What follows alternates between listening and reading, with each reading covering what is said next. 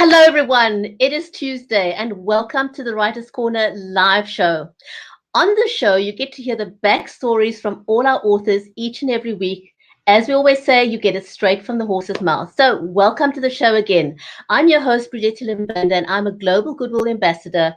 I'm a live stream host and producer, and I help brands, networks, and social good communities create great digital storytelling experiences.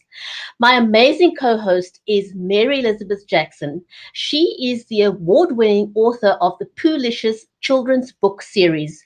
She's currently working on another book as well as writing a movie screenplay. She's also the wife and mother of 3 beautiful inspirations. Mary is also a special needs and disability advocate, and she lives in Nashville in the USA. And I am here in Cape Town from South Africa, so do let us know where you are joining us from. So, welcome to the show, Mary. Hi, Jenny. It's so nice to see you today.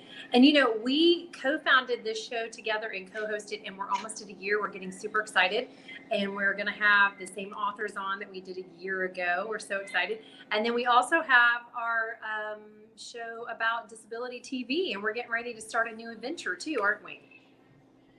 Yes, we are. But for today, I am particularly very, very, very excited because we have an amazing special guest on our show today. Her name is Lynda West. She grew up in a very volatile environment and was physically and verbally abused. She grew up in an alcoholic household and ended up marrying someone just like her dad. And as a result, her voice was stifled. But I'm not going to tell her story because no one else can tell her story better than she can. So shall we get Lynda introduced? Yeah, absolutely. Let's waste no time and bring her on. We're so excited she's here today. Absolutely.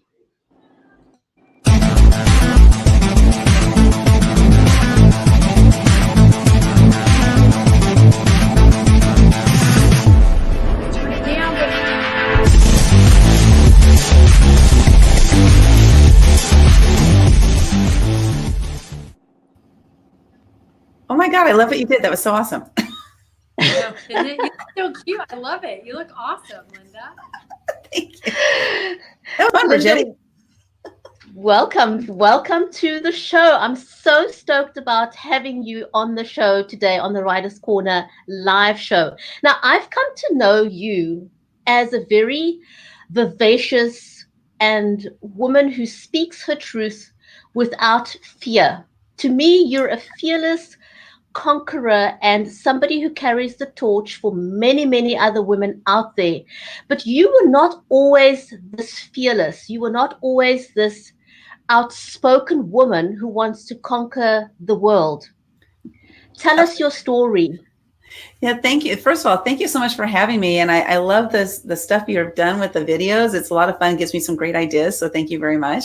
And the introduction was great. I love it. I love it. So yes, you're exactly right. I speak out. I speak my truth. I am, living an authentic life and being very vulnerable. I love being me, and it's like being me unapologetically. And it's something that I didn't always have, because what I discovered, I didn't discover this until much later, is that, by growing up in the volatile household, and we were told, kids are better seen than heard, sit down and shut up, don't speak out of turn, don't say this, don't say that. And all these things we were told not to do.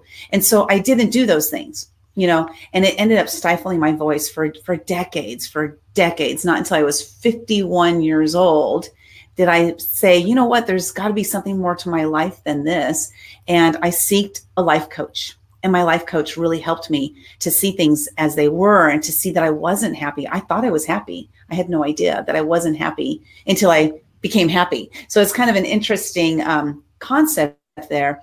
But what I realized, Virginia and Mary, is that I had been a people pleaser my whole life, because I thought, in my mind, I thought, if I am pleasing this person, that they'll like me and they won't be mad at me, things that would happen in my childhood.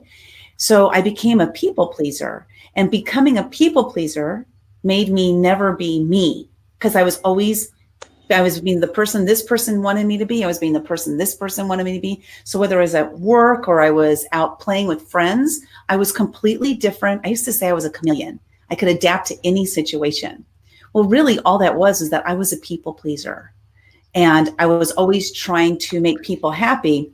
So once I came to this realization that that's what I was doing, I was able to look at myself and sit down and say, what do I actually like? What do I actually want to do? And I started this journey of discovering all these things about me and who I am. And then in 2015, here's like where my book comes in, right? In 2015, January 1st, I woke up and I said, I got to do something different this year. I don't do New Year's resolutions because I don't know about you guys, but when I set them, I break them. So I don't do New Year's resolutions. But I said, I want to do something different this year. And I decided that I was going to break through a fear every single day because I had so many fears. Fear of judgment, fear of criticism, fear of failure, fear of success. If there was a fear out there, I had it. And so I decided I was going to break a fear every day. And that's what I did. So every morning I woke up, the very first question I asked myself before I even got out of bed was, what scares me?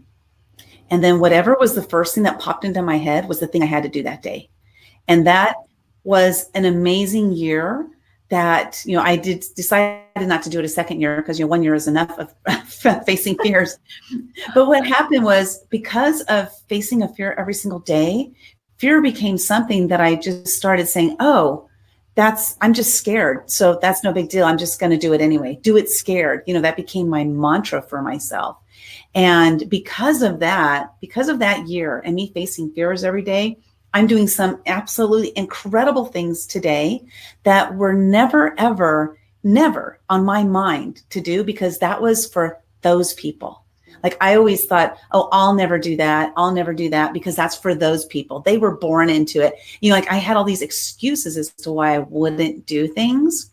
But now, I just interviewed Wesley Snipes on the red carpet, at the Academy Awards after party, a couple months ago. That's something that I never would have imagined me doing. So it's all because of the year of fears. Hey, So Lynda, go ahead, Bridgetti, go ahead. I've got a question for you. There are many, your story is very relatable. And it's relatable across many spheres and walks of life that people may possibly come from. What is the thing that propelled you forward? Because yes, I get that you did that year of getting over your fears. You wrote the book. But what is the one thing that helped you take that step to escape? That's what I want to know. That would go back to my life coach. So what happened was, well, first, just like a quick background is I had 49 jobs and I had been working in the workforce for 36 years. So during my 49th job, I was working for a judge in the Ninth Circuit Court of Appeals. So I was at the top level that I could go in my field. I was a legal secretary. And so I was working for the number 2 judge in the entire state of California. So I was like, I was at the penultimate, right? But I was so bored. I just did not like what I was doing. My life was like, I felt like I was living a Groundhog Day. Every day I'd get up, I'd drive to work in the traffic, I'd go to work, and then I'd drive home in the traffic, I'd eat dinner, and I'd go to bed. And like, that was like every day, that was my life. And I was so bored. And so one day at work, I was on Facebook, which, you're not supposed to be on Facebook, right? But I was on Facebook. And I saw this post come up and it was this woman. I didn't know her, but she said, I've been a life coach for 20 years. I took 5 years off and I'm ready to get back into it. I'm looking for 5 clients who want to change their life. And that was that like, whoa, this woman's talking to me, And so I raised my hand and I said, I'm in. I hadn't even met her or anything, but I hired this life coach. I didn't even know really what a life coach was at that time because I was in corporate. We didn't work with, life coaches and stuff like that. I didn't even know what an entrepreneur was. And so I raised my hand and I said, I'm in. And that was like the very first step that I took that put me on that path because she unraveled so many things in my mind that had been trapped inside. She was the one who put me on the path for me to see that I'm actually a smart person. My ex-husband on a daily basis. My first husband told me, "You're so stupid. You're so ignorant. People are only nice to you because they feel sorry for you." That was like a daily mantra I heard for a couple of years. And I believed him because he must be right, you know?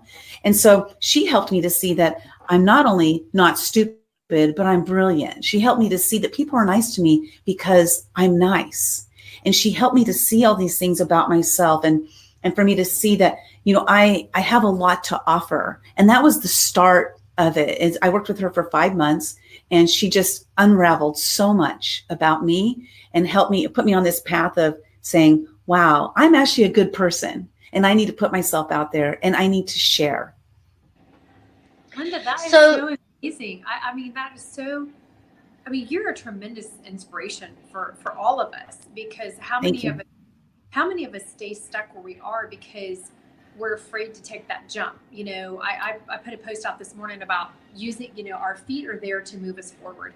And even if we take one step at a time, that's what our feet are there for, you know, just one step at a time. And and what you've done is been so unique and specific to you, but it is relatable, like Bridgetti was saying, to so many women. And be growing up in the household that you grew up in, you are also not only a people pleaser, but a peacekeeper. So that's where that chameleon comes in, being that peacekeeper, being that empath, and being able to feel what others have going on. So like you can kind of head things off at the pass. You know, you know what to say, you know what to do, you know what to show up as to keep the peace in your life. And so isn't that a brilliant thing that you did all this time in your life without even knowing how brilliant you were? What a talent that alone is, you know? Thank you. I hadn't seen that way. And that it is so true, right? Because we adapt to whatever situation we're in. And I believe that we're only given what we can handle. So I was put into that situation because that's what I could handle. But also it was like a blessing for me to learn all these different things that I can now teach others how to get through those and to live the life that they truly want to live. And I came up with this saying, so fear, they say, there's a lot of different acronyms, people like face everything and run, or I can't remember some of the other ones, but I came up with this acronym for the word fear. And that is that faith erases anxious reactions. Because I realized as I was approaching a fear, so I had this fear and I'm sitting there and I'm backed up against it, right? And I'm like, oh, I got to break through this. I just got to do it. And I would have nervous, you know, my stomach would be going crazy. My hands would be shaking. My throat would be just like locked up, right? And I'd be facing this fear. And I would say, wait a minute, I have faith that on the other side, everything's going to be great. And so it was that faith that I had on a daily basis, like really stepping into my faith. You know, people say, oh, I got faith. But do you really? Because if you have the strong faith that you say you have, the fear would subside and you would break right through it. So really, faith erases the anxious reactions that we have, which is a fear is just an anxious reaction. Right. And it's also an ancient reaction. It's something you've been doing forever. So you I love that. That A could be both of those, you know? Yeah. Yeah. Oh my gosh. I am so grateful for what you went through because of where it brought you to. I'm not happy about what happened in your life. But we are all blessed by you and in your experience and you being here and being able to teach, because that's what we're supposed to do, aren't we? We're supposed to turn around and take our challenges in life and then teach others and help them to get through, because we can say, hey, right. You know, I've been there. And look at me. I'm on this side. I can do it. You can do it too. Yeah. And you know, what's interesting about you saying that is just today I had some sort of, you know, situation that reminded me of who I used to be, because somebody has shown up in my life, because, you know, people show up in our lives at different times, right? But somebody has shown up in my life and was criticizing me on something. And I got a little twinge and I was like, wait, what is that twinge? Because I asked myself, whenever I have some kind of weird reaction to something, I now ask myself, what's causing that twinge? What's causing that feeling? And I said, oh my God, what's causing this feeling is that's who I used to be 4 years ago before I started this journey. I didn't like that person that I was. And so it's like it showed up in my life today to remind me of who I used to be, so I could be grateful for who I am now. It was like so amazing. If we can like stop and look back and see what's causing our reactions to things, sometimes it will help us to put it into perspective and to see the reality of what you're really going through right now today. Right. It was That so is absolutely amazing. Yeah, it is. And keep That's that energy amazing. flowing by continuing to ask those questions. What are my opportunities here? What do I want Yeah. for myself? What do I need right now? How can I nurture myself? And we keep that energy flowing so we don't like shut it off or cut it off or shut that door, you know? Mhm. Yeah. Yeah. And it was interesting about that too. The fact that it was criticism is that when I started this journey, I had an open mind, right? So my life coach, I used to say I hated her and I loved her because she would challenge me every week. And then I would come at the end of the week and I'd be like, oh, I'm so glad you challenged me. And then I'd be like, oh, I hate this challenge. Oh, I'm so glad, it was like a roller coaster every single week. And there was one point there where I was like, oh my gosh, I am open to all criticism. From this point forward in my life, I will be open to all criticism. So I got challenged big time on that because I showed up at an event. It was a 3-day event. And by the third day, I was really comfortable and I was wearing, I had my hair in ponytails because I was wearing a t-shirt that had sponsors on the back of it. And my sponsors were at the event. So I wanted to show off my sponsors. So this woman walks up to me and she says, hey, do you have a minute? I'd like to talk to you. And I'm like, sure, of course. And I'm like, all happy-go-lucky, right? Walking over and she goes, I just got to tell you that I have a lot of money and I would love to donate to your cause, but the way you present yourself by what you're wearing today and everything, this is not a good representation of what you're doing. And so I just can't not make a donation. I was like, thank you. I thanked her. But previously I would have been so angry and upset and I would have just it would have, just eaten my mind up, with this. Yeah. But now I was like, thank you so much for taking the time to tell me so that I can see that maybe others are perceiving me the same way. This is an opportunity for me to grow and learn. And boy, was I challenged on that one. Wow, that is a challenge for somebody to tell you that because in your mind, you were being very innocent.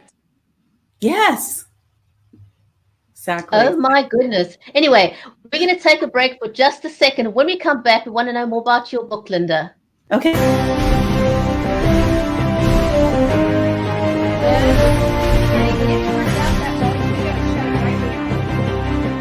I'm not on headphones and I'm afraid this is in the background. So Lynda, you wrote about the year of fears. Yes. How did that come about? Because now you went through this experience of dealing with your fears and then you wrote about it. So I always like to ask people, what is it? We've all got stories and experiences and we've all got a book in us, but not all of us take that leap of faith and actually put pen to paper and write the book. What was it that propelled you forward to becoming a published author? Thank you for asking that question. So first of all, I did that year of fears, right? And that was in 2015. And during 2015, I ended up meeting somebody who would end up becoming one of my great mentors. His name is Greg Reed. And Greg has written over 70 books. He's written not written screenplays. He's been a producer of screenplays, movies and stuff.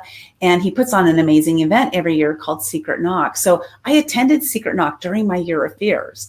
And there was a gentleman who spoke at that event who really opened up my mind to see that, oh my gosh, I can be whatever I want to be. I can be whoever I want to be. His name is Frank Shankwitz, and he is the creator of the Make-A-Wish Foundation.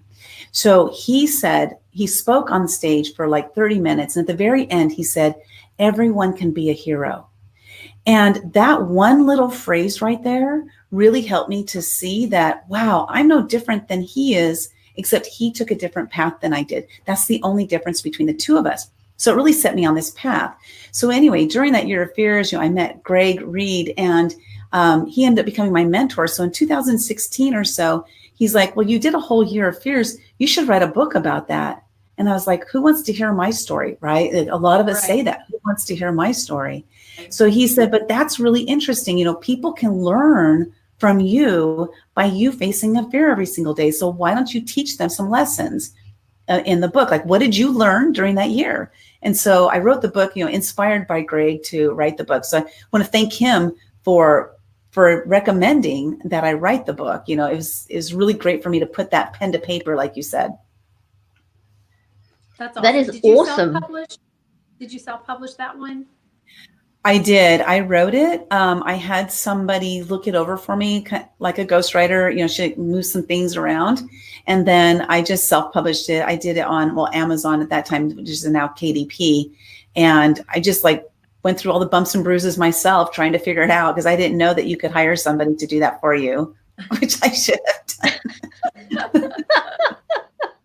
How was that journey of self-publishing for you, so that other people watching in your situation, you know, that doesn't know, how did you go about self-publishing?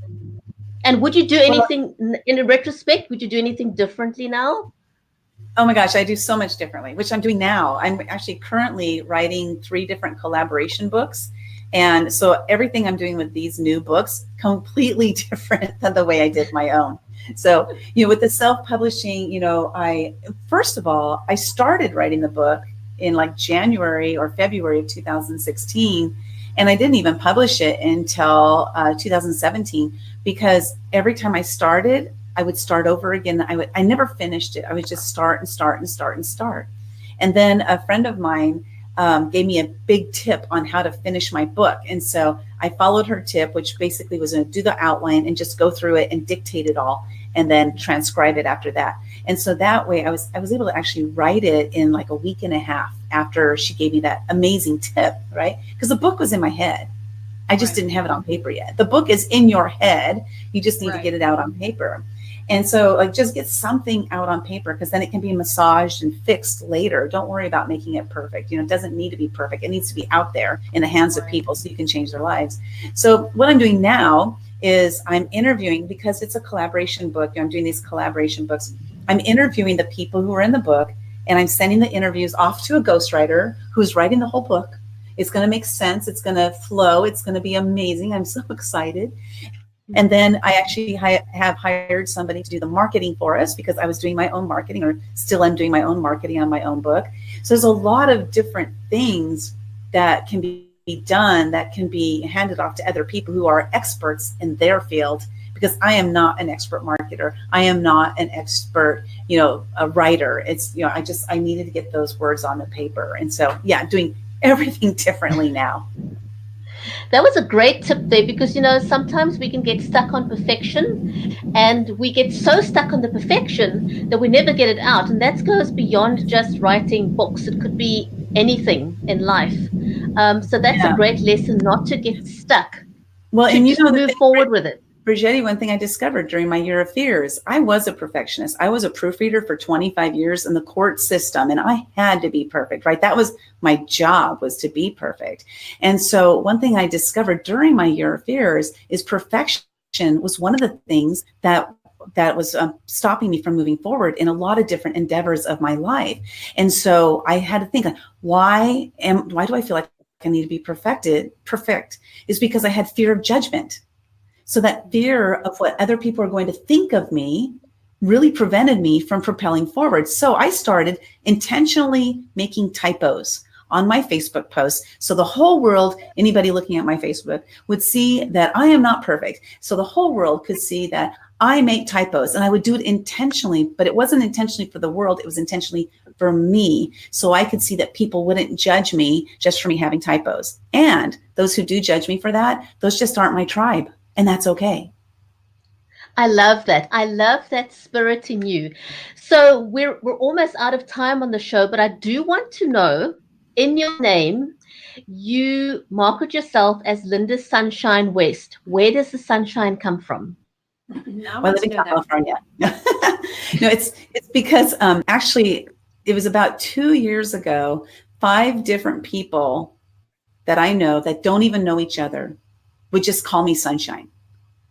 And at first it was embarrassing for me. I was like, sunshine, like I'm not sunshiny, you know, that's how I thought of myself. And so I thought, well, shoot, if 5 people are calling me that, maybe I should just go ahead and change my Facebook name. So I did. I love it. Wow. I just thought, oh, I love it. It's brilliant, because I love the sun. One of my favorite things in the whole world. Yeah. And people call me Sunshine now. And now more people call me Sunshine because it's in my Facebook name. So people, it's so funny. People will run up to me like, Lynda Sunshine, Lynda Sunshine. Like they call me Lynda Sunshine. So I love it. It's fun. That's wonderful. So will you find a publisher for this one? Because I know we had kind of gone back and forth talking about that. And I don't know if anything, was helpful.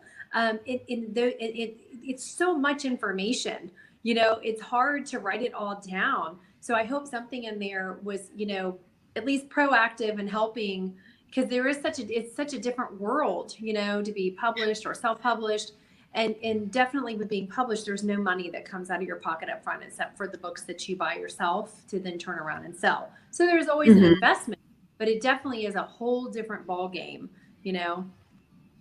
Yeah, and it's I'm unsure still. We'll probably be done with the book about September or so. And so I know it's time for me to start looking there. So thanks for reminding about that. And the thing is for me, like the book that I'm currently writing, it's called Momentum. 13 lessons from action takers who change the world.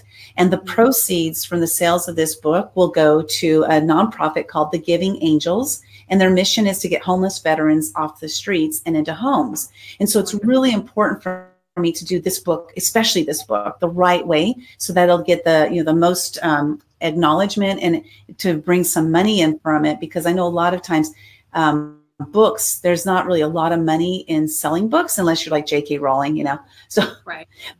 Yeah. So I'm really excited to get this book out there because of the mission that it has. Wonderful. Well, Lynda, can you Jenny, hold up the book and let us know where people can find it? This book, The Year of Fears, it's the 7 most important lessons I learned that will save you time and money. And this book can be found at livingliveinc.com/YOF Amazon, YOF Year of Fears Amazon. Yeah, and it's actually been endorsed by Les Brown, which has been awesome. And yeah, I've really stepped into a really amazing life by facing my fears. It really has changed my entire life. I am so excited for you. And we definitely will promote it, won't we, Bridgetti, and share it with people. So thank you. Absolutely. Lynda, this was an absolutely magical, fun time. I want to say thank you so much for being such an amazing guest on our show today. And we look forward to hearing more about your book that you are currently busy with.